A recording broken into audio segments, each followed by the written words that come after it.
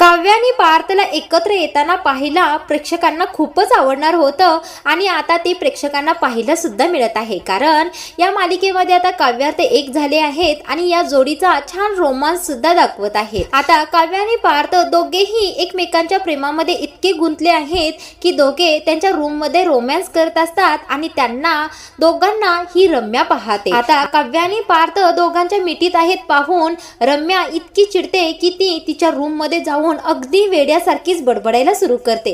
तर प्रेक्षकांनो, नेमका हा काय प्रकार आहे, कसं घडतं तेच आपण या व्हिडिओमध्ये पाहणार आहोत।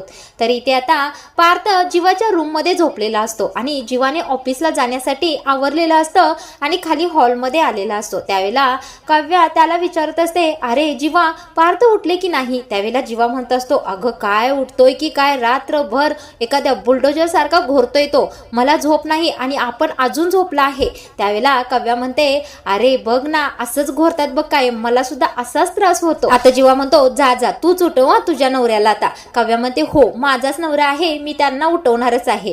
असं म्हणून काव्या आता जीवाच्या रूम मध्ये जाते। आता इकडे हॉल मध्ये जीवाची नजर नंदिनीला शोधत असते। नंदिनी किचन मध्ये टिफिन बनवत असते आणि जीवाला ती दिसते। आता तिला पाहून जीवा विचार करत असतो, आता आपण नंदिनीला माफ करायचं आणि तिच्या प्रेमाचा स्वीकार करायचा आणि आता आपला संसार सुरू करायचा। हाच हेतू घेऊन जीवा किचन मध्ये नंदिनी जवळ जातो आणि नंदिनीला म्हणतो, काय बनवत आहेस ग? त्यावेळेला नंदिनी आता रागामध्ये असते। म्हणजे इथं कसं झालं आहे, जीवाचा राग जातोय तोवर नंदिनीला राग येतोय आणि नंदिनीचा जातोय त्यावेळेला जीवाला राग येतोय।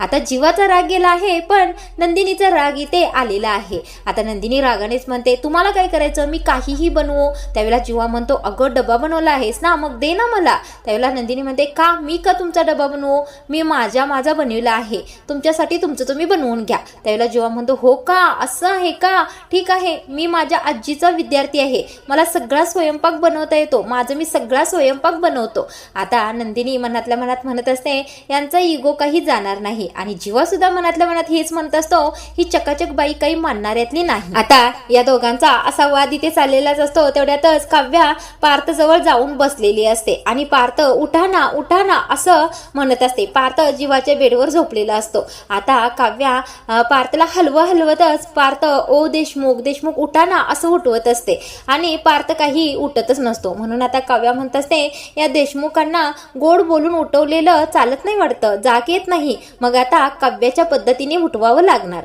आता काव्या काय करते, पार्थ शांत झोपलेला असतो तर त्याच्या गालावर किस करण्यासाठी तोंड जवळ नेते। तेवढ्यातच पार्थ जागा होतो आणि वरती तोंड करतो। अचानक काव्या मोठे डोळे करते आणि पुन्हा बाजूला होते। आता पार्थ म्हणतो, का थांबलात का, दूर का गेलात, या ना जवळ या, काय करणार होता ते करा ना। आता काव्या लाजूनच बाजूला होते आणि पार्थ म्हणतो, तुम्ही जर आता जे काही करणार होता ते केलं नाही तर मी तुमच्याशी बोलणार नाही। आता काव्या म्हणते, अहो देशमुख काही नाही, तुम्हाला मी उठवत होते, बाकी काही नाही। आता काव्या तेथून जात असते उठून। तेवढ्यातच पार्थ तिच्या हाताला धरून, आता पार्थ काव्याच्या हाताला धरूनच तिला मागे जोराने खेचतो आणि स्वतःच्या अंगावर घेतो। आता काव्या सुद्धा पटकन पार्थला गालावर किस करते आणि तेथून बाहेर धावून जाते। आता काव्या खूपच लाजत असते आणि धावतच ती खाली किचन बशी जाते। त्यावेळेला पाहते तर काय, जीवा आणि नंदिनीचा वाद लागलेला असतो। काव्याच्या पाठीमागे धावत धावत पार्थ सुद्धा आलेला असतो। आता काव्या आणि पार्थ या दोघांचं भांडण पाहून पुन्हा डोक्याला हात लावतात, चला हे दोघे पुन्हा भांडायला लागले। आता काव्या आणि पार्थ या दोघांना एकत्र आणण्यासाठी व्हॅलेंटाईन डे साजरा करायचा आणि या दोघांना एकत्र आणायचं अशी काहीतरी आयडिया करतात। आता इथे हे दोघे नंदिनी आणि जीवा भांडत असतात, इकडे पार्थचं काही वेगळंच चाललेलं असतं, तो काव्याला सारखा ओठ हलवूनच काहीतरी खुणावत असतो। आता पार्थ म्हणत असतो, अहो तुम्ही तर चुकीच्या ठिकाणीच किस केला की। त्यावेळेला काव्या, काय बोलताय देशमुख तुम्ही, आपण कुठे आहोत, तुम्हाला काही भान आहे की नाही? त्यावेळेला पार्थ म्हणतो, हो हो आपण हॉलमध्ये आहोत ना। आता पार्थ पटकन काव्याला उचलून घेतो आणि रूम मध्ये धावत जातो। रूम मध्ये गेल्यानंतर काव्याला खाली उतरतो आणि म्हणतो, चला आता करा, काय करायचं आहे ते। आता काव्या म्हणत असते, देशमुख काय करायचं आहे, काय बरं हे? काव्या म्हणते, तुम्ही साधी आंघोळ सुद्धा केलेली नाही आणि तुम्ही ब्रश सुद्धा केलेला नाही। आता पार्थ मात्र काही ऐकायला तयार नसतो। काव्याच्या खांद्यावर दोन्ही बाजूला दोन हात ठेवून तिला खूपच जवळ आणत असतो। तेवढ्यातच मानिनी तेथे येते। अगं काव्या काव्या काय करते, तुझं आवरले की नाही असं म्हणतच मानिनी तेथे येते। आता मानिनीचा पटकन काव्यासाठी आवाज आल्यानंतर पार्थ धावतच बाथरूम मध्ये जातो। आता काव्या सुद्धा खूपच गडबडलेली असते। आता मानिनी काव्याला म्हणत असते, काय ग पार्थ कुठे गेला? त्यावेळेला काव्या म्हणते, अहो आई, एक महत्त्वाचं काम करण्या अगोदर ते ब्रश करण्यासाठी गेले आहेत. त्यावेळेला मानिनी म्हणते, महत्त्वाचं काम करण्या अगोदर ब्रश? असं कोणतं काम आहे? काव्या सांग ना मला, कोणतं काम आहे? त्यावेळेला काव्या म्हणत असते, अहो आई, नाही सांगता येणार तुम्हाला, ते आमच्या दोघांमधील प्रायव्हेट काम आहे. त्यावेळेला मानिनी आता काव्याची चेष्टा करत असते, हो का, तुमच्या दोघांमधील काम आहे का ते? बरं ठीक आहे, आम्हाला नको सांगूस. आता मानिनी खूपच काव्याला चिडवत असते आणि काव्या सुद्धा लाजत असते. आता तेवढ्यातच पार्थ ब्रश करून बाहेर आलेला असतो आणि काव्याला हळूच कानाजवळ म्हणत असतो, आता मी ब्रश करून आलो आहे, आता मी करू शकतो का? आता मानिनी हे सगळं ऐकत असते. आता पार्थला हातावरच फटका हाणत म्हणते, अरे गदड्या, मी इथे आहे बरं का, आणि मला सगळं ऐकू येत आहे, तू काय करणार आहेस ते सुद्धा मला कळलं आहे, पण मी इथे उभी आहे याचं थोडं भान राहू दे तुला. त्यावेळेला पार्थ म्हणतो, अगं आई, हो तू आहेस ना इथे, मग जा ना इथून.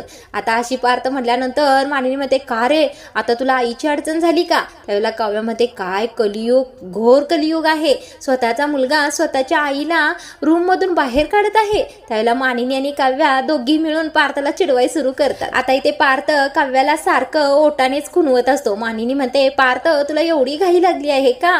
थोडा वेळ थांब ना, तर आज काही दिवसभर व्हॅलेंटाईन डेच आहे की, करा की साजरा तुम्ही. त्यावेळेला आता मानिनी हसतच रूम मधून बाहेर निघून जाते. आता इकडे पार्थ पुन्हा काव्याजवळ जातो आणि तिला किस करण्याचा प्रयत्न करत असतो. तेवढ्यातच काव्या पार्थला दूर ढकलते आणि म्हणते, तुम्ही किती घंटाडे आहात, तुम्ही आंघोळ सुद्धा केली नाही अजून, आंघोळ करून या मग बघूया. आता पार्थ तोंड इकडे तिकडे मिरवतच आंघोळीसाठी जातो. आता इकडे काव्या तिच्या कपाटातील आवरावर करत असते आणि पार्थ आंघोळ करून फ्रेश होऊन येतो. त्यावेळेला मात्र काव्या आणि पार्थ दोघे एकमेकांना घट्ट मिठी मारतात. घट्ट मिठी मारल्यानंतर दोघे एकमेकांमध्ये गुंगत झालेले असतात. तेवढ्यातच रूमच्या बाहेर ही रम्या आलेली असते आणि या दोघांनी मिठी मारली आहे ते रम्या पाहते. आता दोघांना या अवस्थेमध्ये पाहून त्या रम्याचा चांगलाच जळफळाट झालेला असतो. अगोदरच काव्या आणि पार्थ एक झाले आहेत पाहून या रम्याला वेड लागल्यासारखंच वागायला लागलेली असते.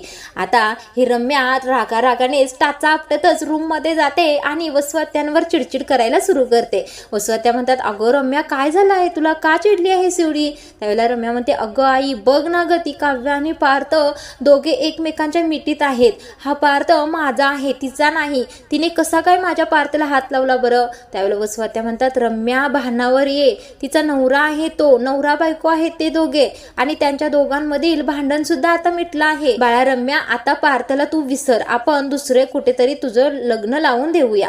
त्यावेळेला आता रम्या खूपच वसुहत्यांवर चिडते आणि म्हणते, आई, पुन्हा एक सुद्धा अक्षर असलं काढायचं नाही, मी लग्न केलं तर फक्त पार्थशीच करणार आहे.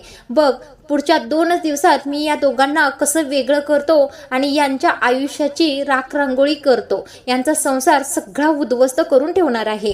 आता ही रम्या रागाच्या भरात काव्याने पार्थला वाटेल तसे बोलत असते. तेवढ्यातच आशाताई तेथे येतात आणि म्हणतात, रम्याताई, तुम्ही काय बोलत आहात, काय करणार आहात बरं त्यांच्या संसारात? तुम्ही असं करू नका रम्याताई, तुम्हाला खूपच महागात पडेल ते. त्यावेळेला आता रम्या आशाताईंवर सुद्धा चिडते, ए मूर्ख बाई, नोकरानी आहेस, नोकरानी सारखीच राहा, पुन्हा माझ्या पुढे तोंड उघडायचं नाही, नाहीतर थोबाड फोडल्याशिवाय राहणार नाही. आता मात्र आशाताई मान खाली घालतात आणि तेथून निघून जातात. आता आशाताई मनातल्या मनात या रम्याला खूप काही बोलत असतात. तर प्रेक्षकांनो, लग्नानंतर होईलच प्रेम या मालिकेमध्ये काव्या आणि पार्थला एकत्र पाहायला आपल्याला आवडणार होतं आणि तेच आपल्याला पाहायला मिळत आहे. तर या मालिकेमध्ये आता जबरदस्त ट्विस्ट येणार आहे, तो म्हणजे काव्या आणि पार्थ जीवा आणि नंदिनी यांच्या पुनर्विवाहाचा घाट घालणार आहेत आणि ते पाहणं खूपच रंजक ठरणार आहे. त्यामुळे रोजच्या रोज व्हिडिओ पाहण्यासाठी माझ्या चॅनलला सबस्क्राईब करून ठेवा.